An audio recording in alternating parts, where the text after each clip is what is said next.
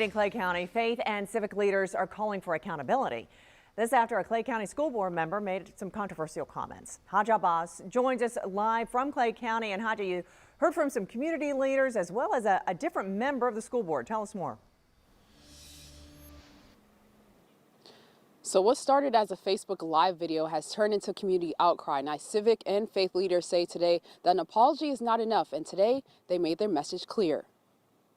When an elected official speaks with such broad condemnation of an entire community, it sends a harmful message. It was a full house at St. James AME Church Wednesday morning as faith leaders and community members called for the resignation of Clay County School Board member Robert Alvaro. But that's the 20% of the people I have met, they're African Americans.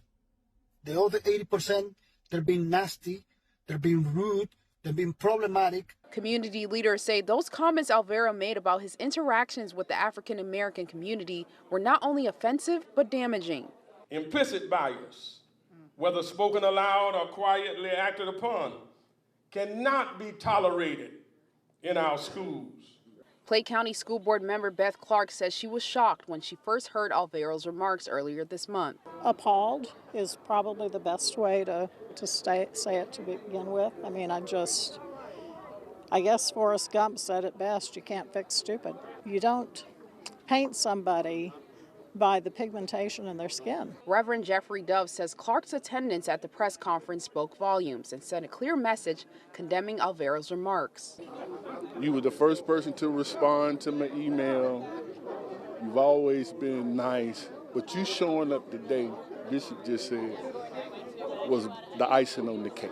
Alvaro has since retained Lake County Attorney Anthony Sabatini, who called the backlash political. In a statement to First Coast News, Sabatini said school board member Alvaro is a selfless public servant who won his election in a landslide and is widely supported in Clay County.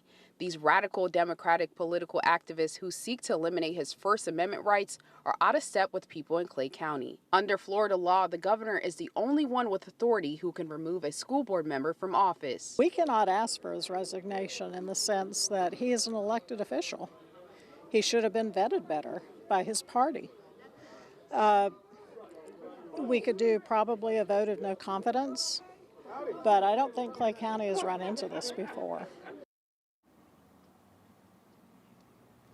And the next Clay County School Board meeting is set for January 8th, and the State Education Commissioner has asked Alvaro to appear before the state board, but his attorney says he won't be doing that.